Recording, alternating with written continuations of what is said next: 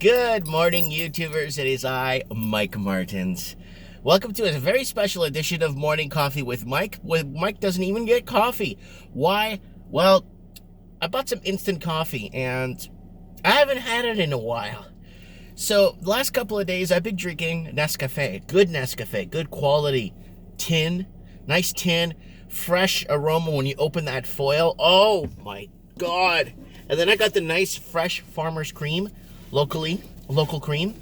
And it's like clumpy. It's like the real cream, right? Man, is it ever good. The coffee tastes so smooth.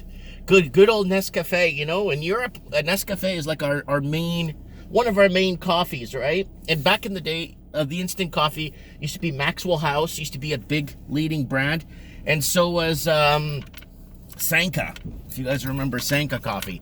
It was some of the best instant coffee back in the day, right? But yes, Nescafe, it says it's Colombian grown. It says it's Colombian harvested, processed. So it's good. The coffee is, wow, it is coffee. So a little bit of cream in it. Man, is it ever so good. And the can does, I think I paid $19 for the can. Okay. And it does, looks like it does about 85 cups of coffee. It's like, wow.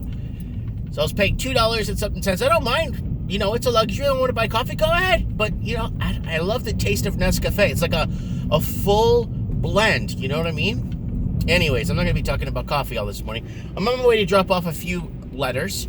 And then I'm, going to drop off a few things for some people, some gifts.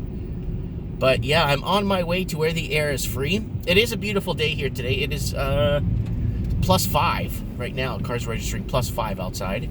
It's nice. It's humid outside. It's nice. It's currently the 12th day of 7th day of December.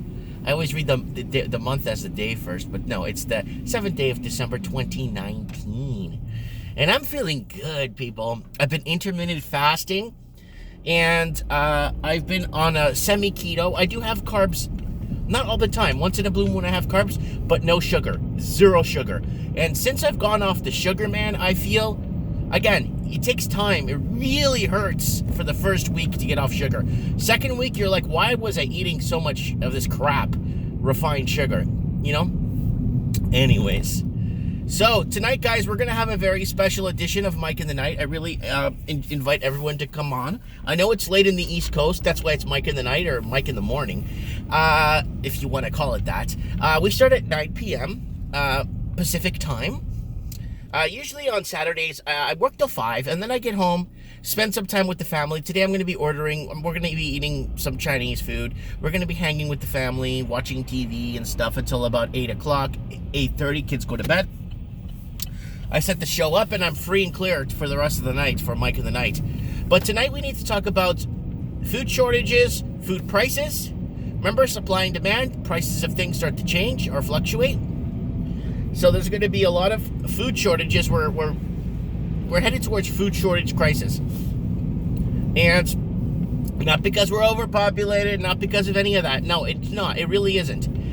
We have enough land to produce. You could have one country, like one decent-sized country, the size of Texas, that could feed the entire world if we had to do it. If Texas was the only place on the planet that could grow food, we could grow enough food to feed the entire planet if we had to, just from Texas alone, right? But the problem is, a lot of food gets thrown away and disposed of because people can't afford to buy it. Italy passed a law last week, and Portugal passed the same law like 5 years ago. Grocery food stores and stuff are not allowed to trash food anymore.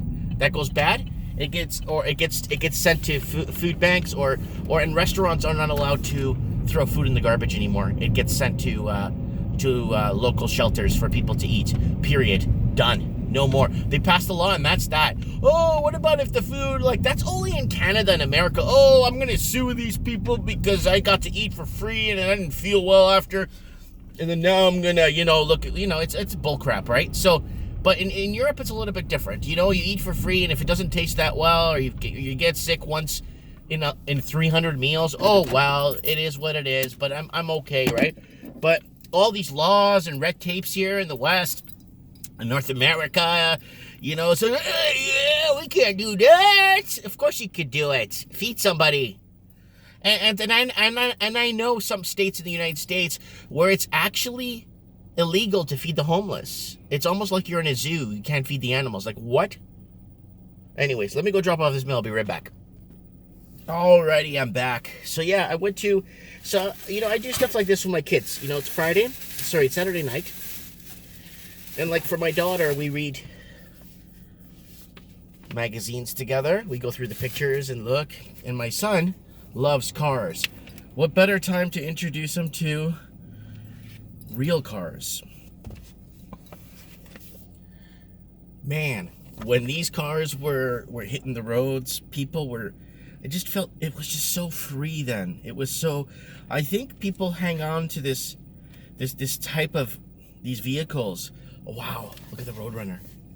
A lot of these people hang on to these, oh, that's a Daytona, sorry. That's a Daytona. Whoa, was that a Plymouth Scamper? Hold on. People hold on to these cars because they love the times. People restore these cars. They love the cars and stuff, but the era, the time when these cars were out and you were on the street with them. Oh, this is at the auto show. Wow, look at that. This still happens. There's still places where people organize and get together, Maybe if my son wants, when he gets older, we could restore a car together if he wants. I have no problem doing that. I'd like to do like a simple, maybe a 72 Scamper. That's a nice car.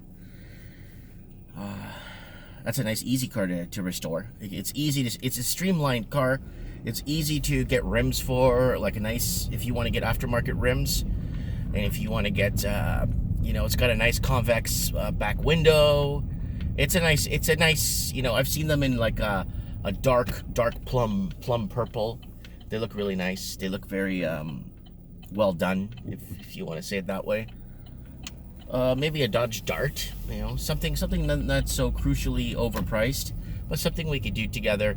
I've always wanted to, now that the Pontiac Fiero's gotten a bit older, maybe restore a Fiero. Fieros were fun. But yeah, I just wanted to kind of throw that out there, the whole flashback from the 60s, 70s, and 80s for automotive restoration. Well, what was your first car, guys? I'll tell you what my first car was. My first car was a 1984 Chevrolet Cavalier. I bought it used from my friend Hector for $50. It was okay, actually. There was no rust on it. It was actually not a bad car. It was standard. It was my first car, and standard was the way of choice to drive, right? Not a lot of people, but some people, quite a few people still, the younger generation loved driving standard, right? Because it felt like, you had the power in your hands, for shifting gears, and it's hard to fall, there was all these myths, but, it's hard to fall asleep while you're driving standard.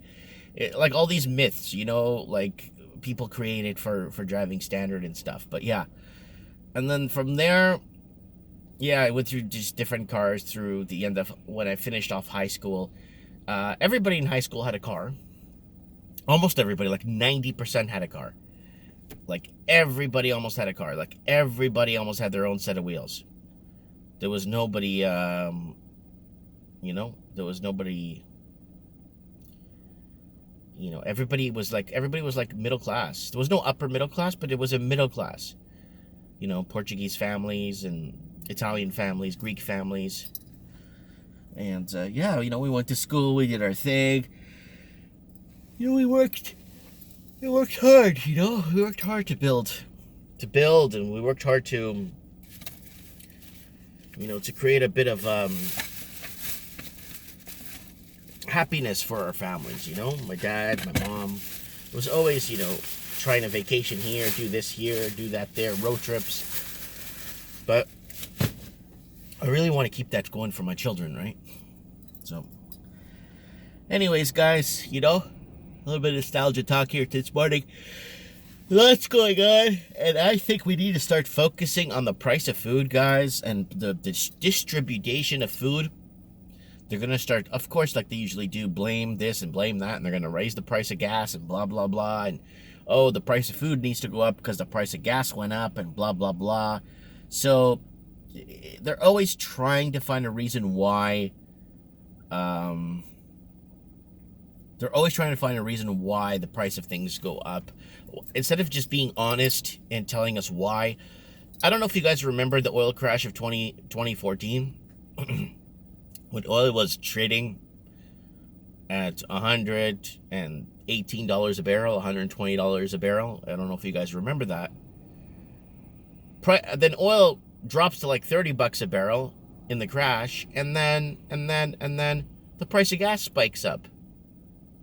But when the price of oil, the price of everything kept going up because, oh, yeah, oil's expensive. It's expensive to transport. Then the price of oil goes down to $30-$40 a barrel. And then guess what? The price of gas spikes up and the food goes even worse. Why? Because they need to flip their deficits. Same thing. Why is property tax going up everywhere? Why is the cost of operating going up everywhere? It's very simple. They find a way to get you. And now they're just blatantly saying, we're going to raise your property tax 10% now, or 9%, or whatever. That's just how the cookie crumbles. And that's the problem with living in, capitalism works if it's within line of inflation. If your wages are in line with inflation. Oh, you want to raise our property tax? Sure. I'm just going to be getting paid more money now. No, that's not what's happening. People aren't getting paid more money if their property tax go up. That's the problem. If wages stay within line of inflation, we wouldn't be having this discussion today. Let me know what you guys think in the comments below. Thanks for joining me with Morning Coffee with Mike.